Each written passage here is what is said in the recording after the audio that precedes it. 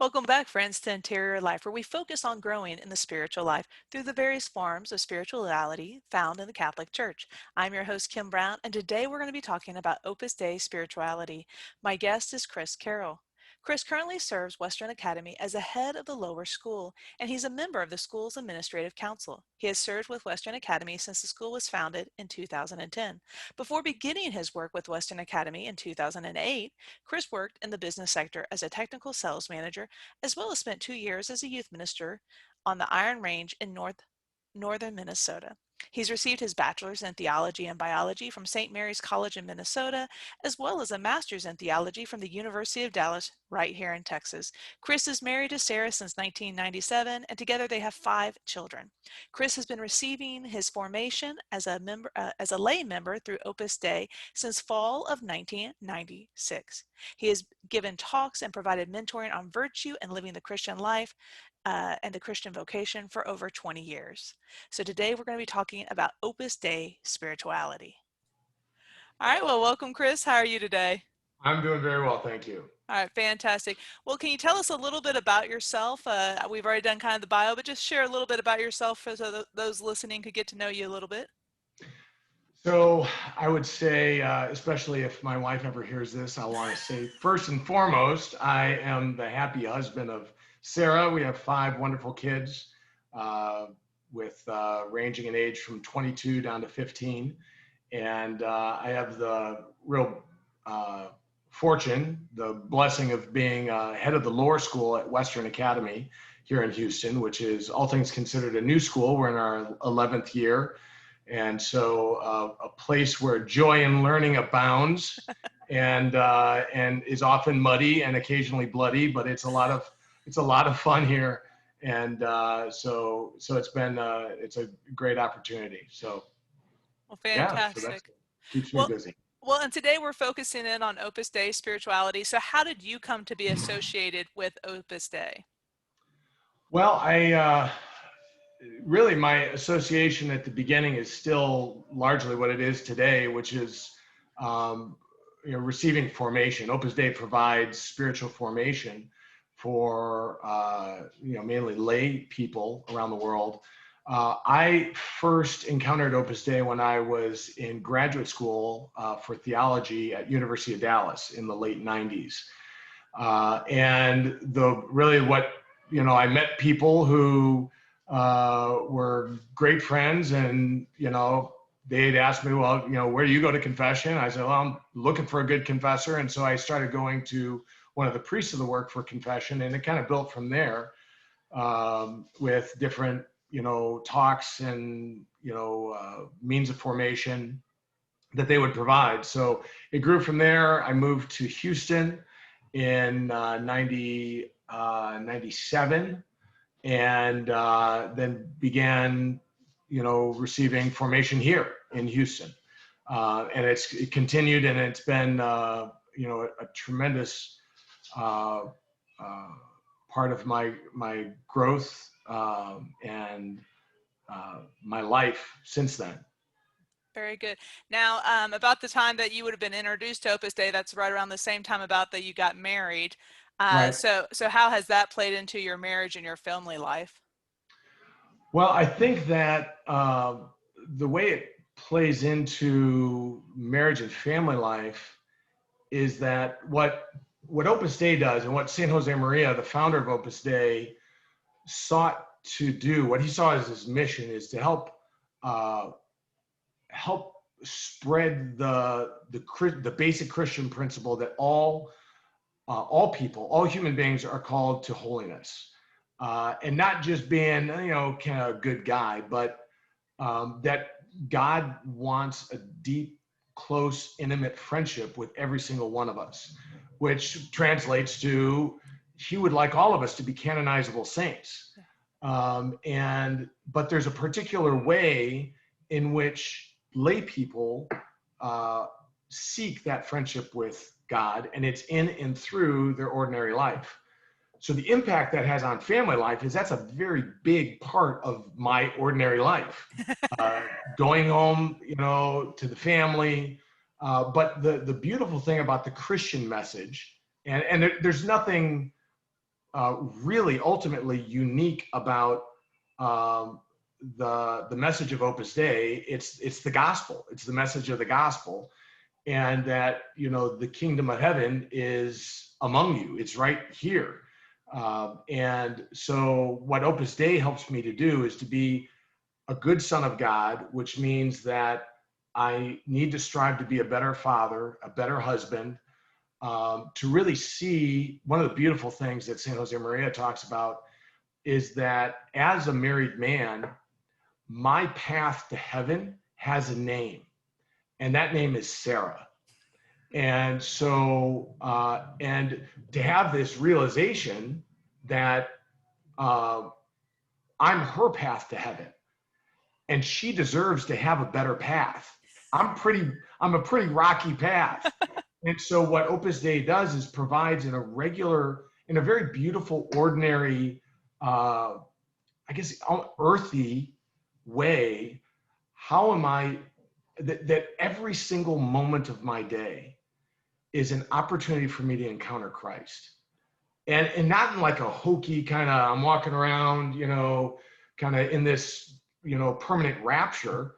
I'm just doing my job. I'm talking to boys and working with teachers and talking to parents. And then when I go home, I'm helping my kids and, you know, trying to make myself available to whatever the needs are. And it's in those moments that I encounter Christ, that I encounter God's will. The question is, am I listening? Am I open to God's will in the moment? And it's a common struggle for all of us, for every human being. But what Opus Dei has done is to help me live my life in such a way that I practice more and more that receptivity to God's will in the moment, in this ordinary moment with this 8-year-old boy who drives me nuts, or my, you know, 17-year-old daughter who sometimes drives me nuts, or, you know, what, you know, or the dogs that need to be, all of these little things that are just like, well, that's what, how am I going to sanctify that? I'm taking the dog outside to take it for a walk or to brush it or whatever.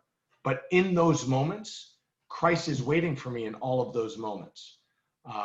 It's just, we're kind of thick-headed. And what Opus Dei does is it helps us to become more sensitive to the presence of God all around us. That's fantastic. And, you know, one of the things that, you know, you said, and some of the other people that were talking about, you know, different forms of spirituality in the Catholic Church, what a common feature is like, you know, there might have been this person that helped to promote it and to kind of lead it, but it does boil back down to the Gospels, you know, and Mm-hmm, what is the mm-hmm. message, and how were we called to live by Christ? But then obviously in different times in history, different places, we have these great saints that God has called and, you know, rised up to kind of help the faithful kind of reorient themselves. So as far as Opus Dei, this is, you know, relatively new when we look at the history of the church. Mm-hmm. When we look at the history in America's views, oh, it's, you know, almost 100 years old. So in that sense, it's old, but in the eyes of the church, it's kind of a young Sure. group. Yeah. So can you share a little bit about the history of Opus Dei and the founder, St. Jose Maria? Sure. Well, it's Saint Jose Maria was born 1902 in Spain.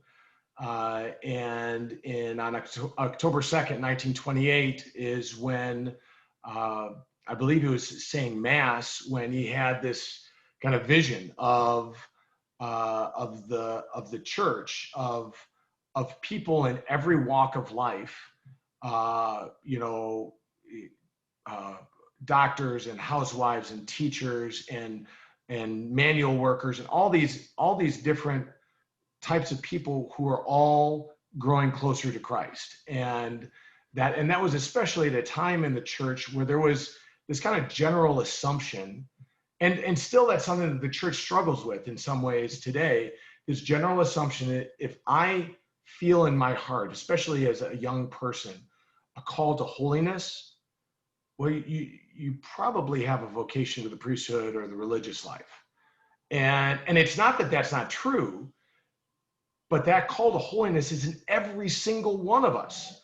And while thanks be to God, many are called to the religious life and many are called to the priesthood, most of us are not. And we're still called to that holiness. And so St. Josemaria saw that really as the world was, in this kind of modern age of industrialization and technology, that really the the the part of the church that was being called to really bring the gospel into every corner of human life was the laity.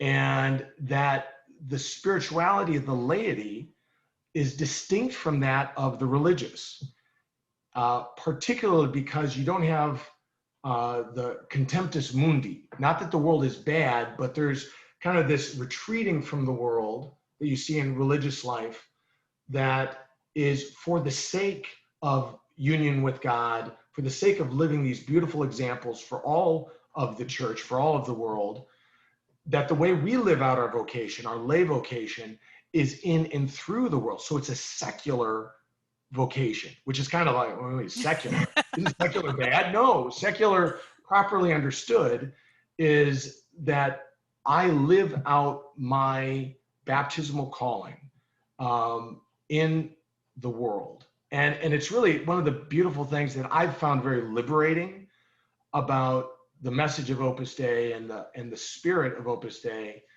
is that not only is it about my growth, my striving to grow closer to Christ every day, every moment of every day, but also the sharing of that, the apostolate, and the way that that happens for a layman is, and this is the vision that St. Josemaria had, and it hasn't changed for the almost 100 years of the life of this little part of the church that's called Opus Dei, is that it's through friendship and confidence that I spread the gospel for most of us laymen.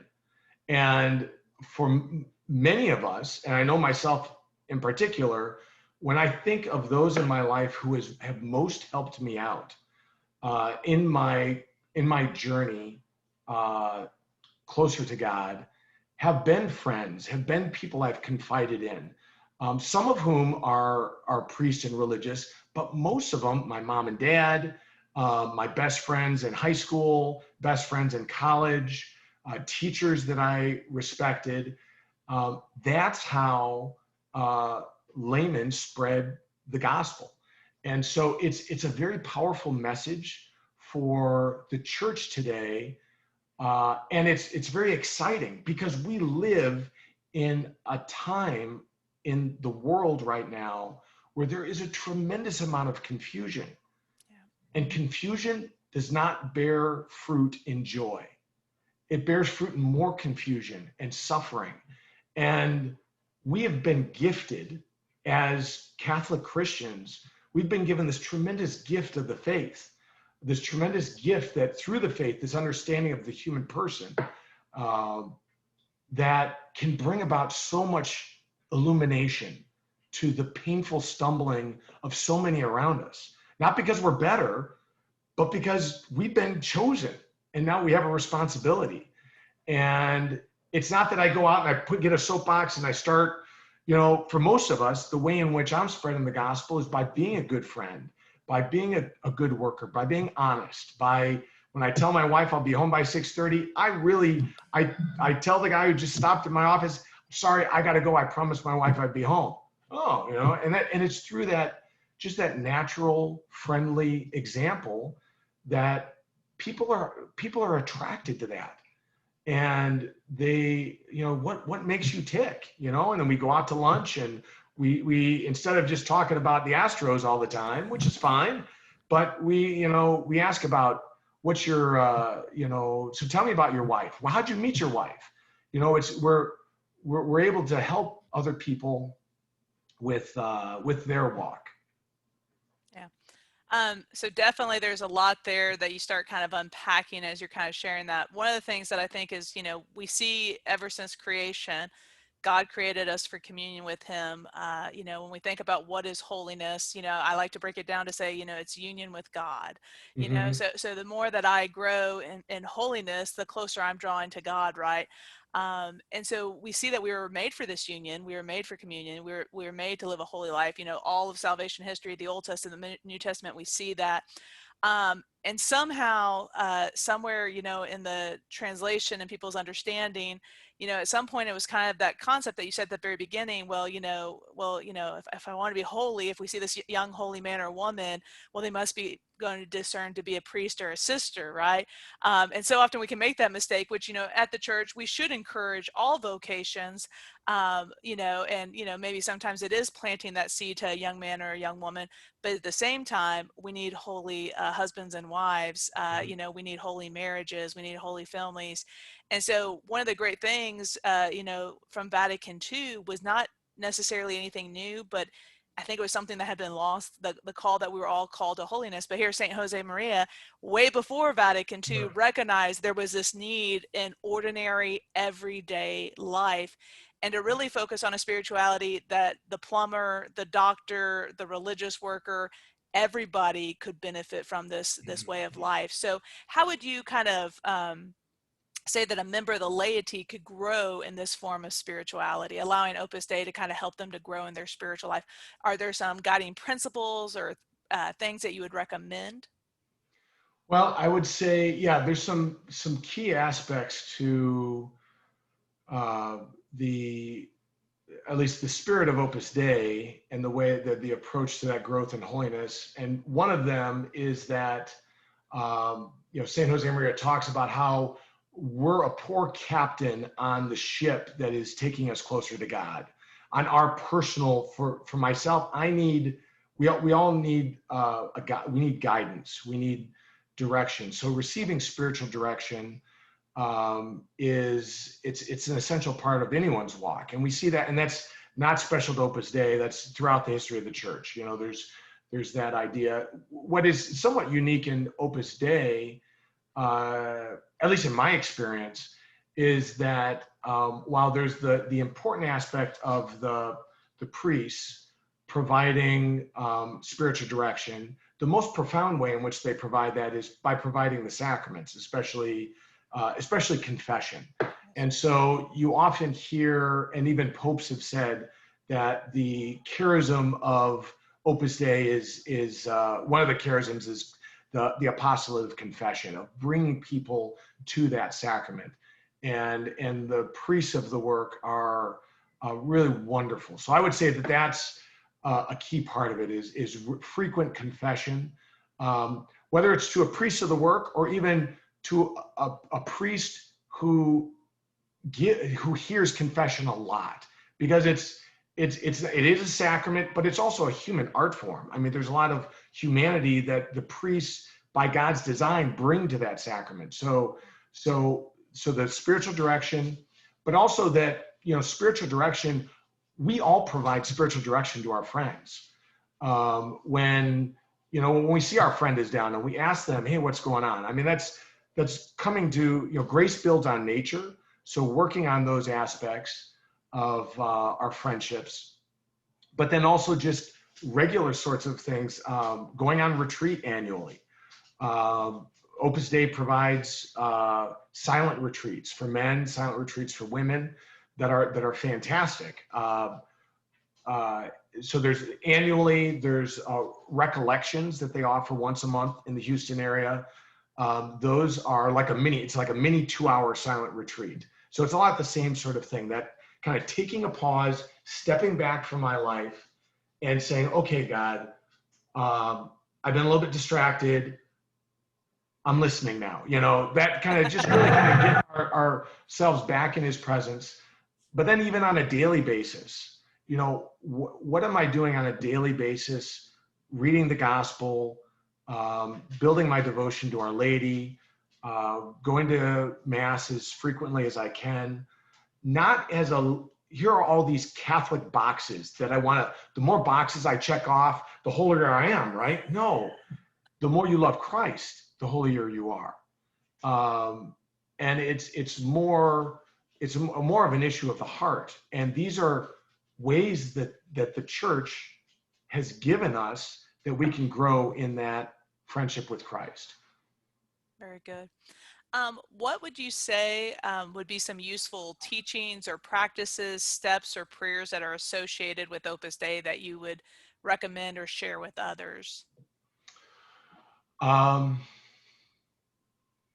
well, I would say the unique thing about Opus Dei is how common it really is when you really dig into it. I think the real beautiful message. One of the Opus Dei helps out the diocese with a mission, the Holy Cross Chapel in downtown Houston. And one of the priests who was there, Father Michael Barrett, he used to say with some regularity, if you go to Mass one more day a week than you do currently, so if you go on Sundays, I'm going to go one more day a week, it will change your life. Yeah.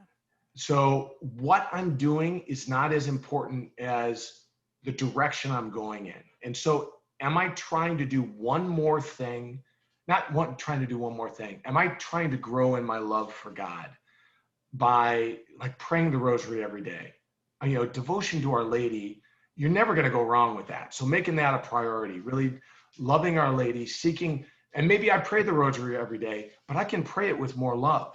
Maybe it's getting a little bit rote. Maybe I need to, and that's where spiritual direction can help.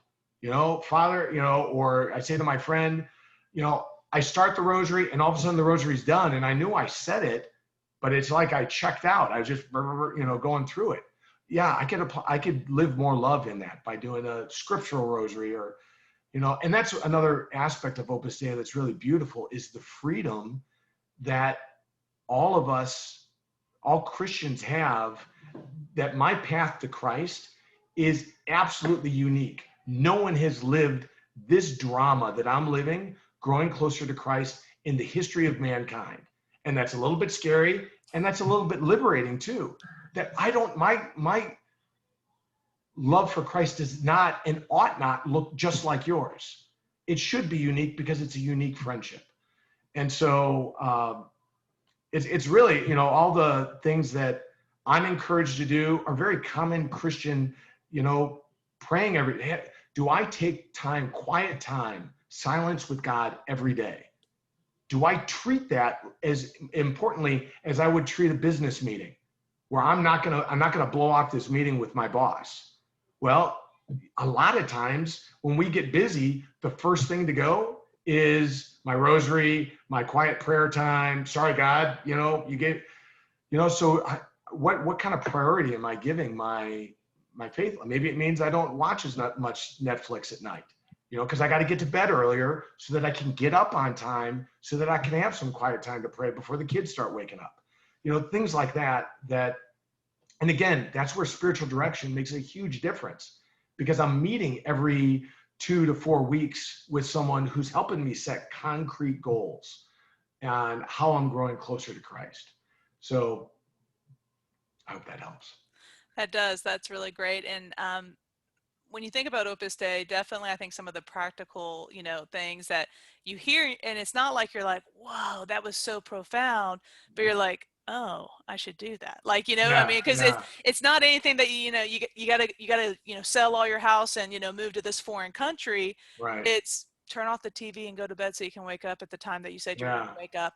And I love the image because sometimes I know a lot of people, we learn through images and stories, but the image of it's an important business meeting. You wouldn't blow yeah, that off, but yet how easy is it to kind of neglect the others? Down here at the retreat center, in Dickinson, often, obviously we give retreats, and when people come on a retreat, a lot of times when you get to go to confession on a retreat, there is this experience where you don't feel maybe as rushed as you do at your Saturday at 3 o'clock, where, it feels like maybe the car wash line. yeah, But one of the things that I often will tell people is, at least here in the Houston area, for those that are, local per se, I say, for me, it's worth the 40-minute drive to go up to Holy Cross Chapel, because every time I have gone to a priest of Opus Dei for confession, it is as if I'm on a retreat yeah, as far as having the opportunity for confession, as far as really taking the time. and always, receiving that spiritual direction as well. And I do think as a community, they also have, training in spiritual direction, which that's not always, that doesn't come with every single person or every single religious order. Right. And so that's a great blessing to be able to receive that spiritual direction. And they are in alignment with Holy Mother Church, so Oh yeah. that's always good as well. So Right. Yeah, that's right. that's a necessary, that's a checkbox you got to make sure is actually Yep. checked Yep. off. Yep. Yep. So I do think that's a great blessing. So Opus Dei, as far as you said that they offer men and women's retreats, they also offer once a month the Nights of Recollections. Mhm. Is everything that they offer for adult men and women? Is there anything that they offer for families in general, or how does that kind of work? So there's one of the interesting things about Opus Dei is that part of the vision that San Jose Maria had was that people who receive formation will then in turn feel personally motivated to go and provide uh, opportunities for other families to grow. So it's just this natural blossoming that, okay, the starting point might have been this formation from Opus Dei, but like Western Academy there's a common misunderstanding. It is not an Opus Dei school. It is a private, independent, secular school where Opus Dei has been asked and brought in to provide the spiritual aspect, the formation, and the provide masses here at the school.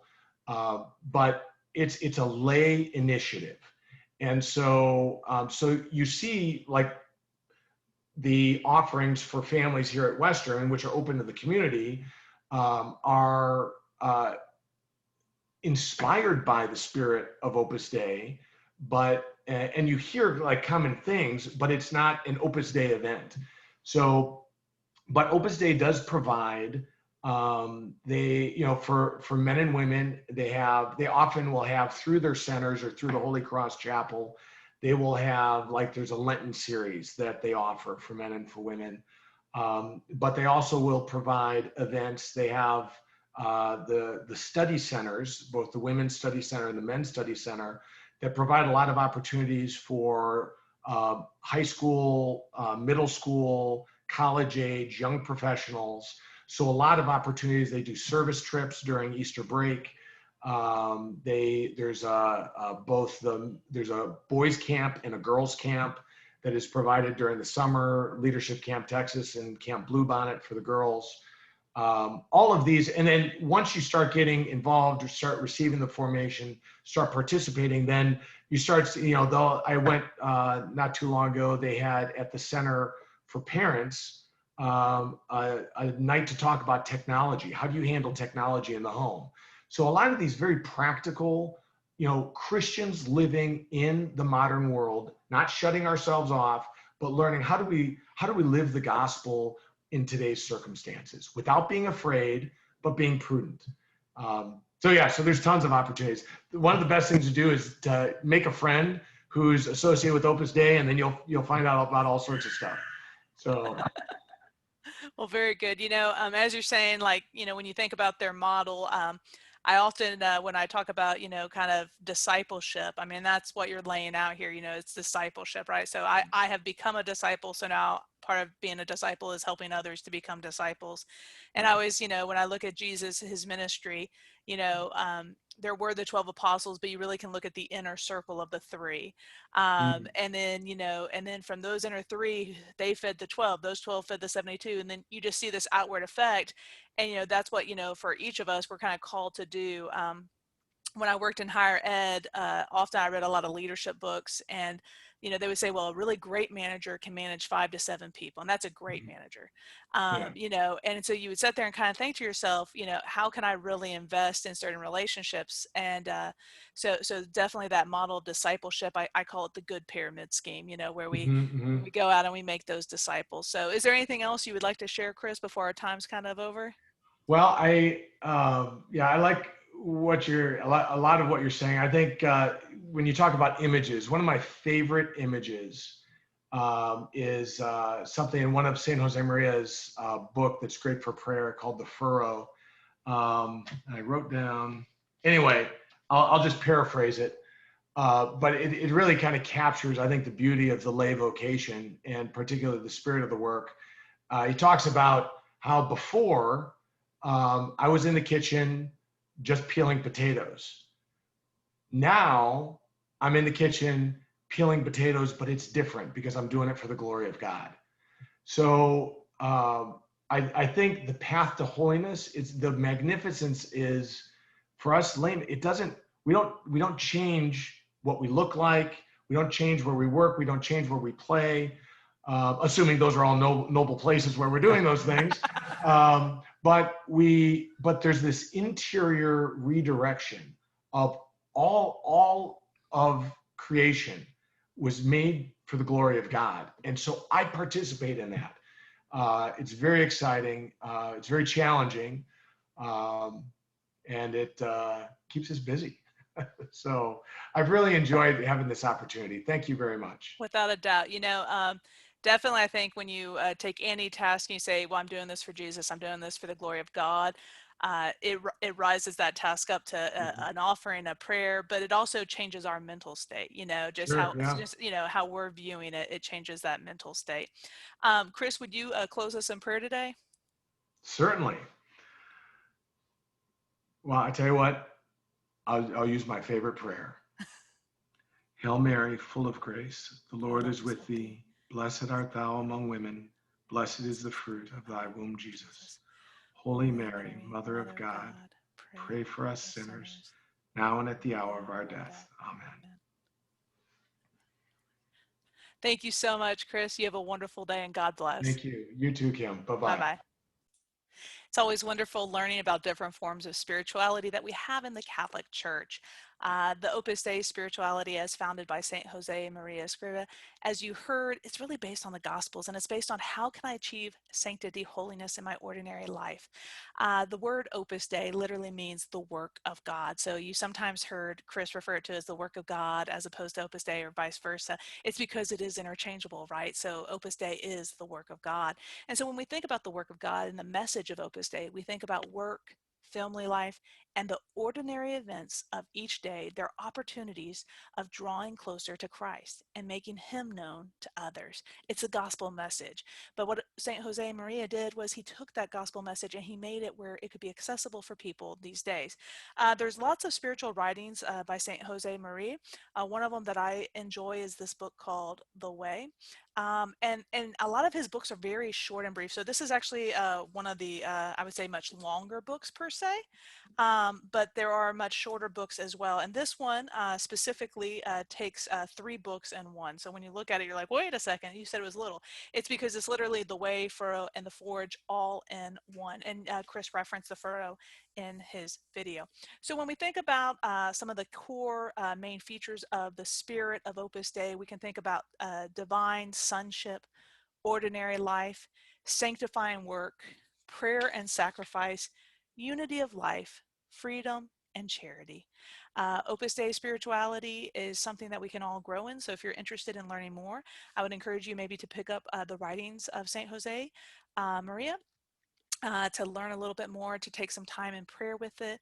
I know this year for Good Friday, I made a pilgrimage with my friend's family. We did a 5-mile walk from here at the Christian Renewal Center over to the Shrine of the True Cross, where they have a relic of the True Cross for Good Friday. And along the way, we prayed the Stations of the Cross. And one of the meditations that I used as our base was those of St. Jose Maria, his meditations on the way of the cross. And they were really just applying it to everyday life. And that's what's wonderful, because most of you watching this, you are members of the laity, but you're called to holiness as members of the laity. And it's important that we never forget that. We are called to be saints, and we are called to live in union with God. So strive for holiness each and every single day. We look forward to seeing you the next time on The Interior Life. I'm Kim Brown. Until then, find a way of how you can live a holy life. Find a way on how you can grow today. As he said, the priest said, if you could just attend Mass once a week, just that one more effort effort saying, God, I love you. Imagine that you're taking a bouquet of flowers to the Lord, and imagine just adding one more thing, one more offering into that bouquet. So, what is it that you can do this week? How can you grow in your prayer life? And that's not just something that we should do once a week on Sundays at Mass, but it's something we do every day. And another thing that he said that is really important is the sacraments and confession. I would really encourage the spiritual practice of confession at least on a monthly basis. The precepts of the Catholic Church tell us that we need to go to confession at least at minimum once a year. That's the minimum standards of being Catholic. But I want to encourage you to make confession more frequently. So if you don't go so regularly, make a point to try to go once a month. I know in my own spiritual life, the more frequent I go, the better that I am, the more that I'm growing in holiness. And I guarantee you, the more loving I am with those that I encounter in my life. I try to make confession every other week. Sometimes, though, I need it every week in my spiritual life. So until next time, friends, take care and God bless.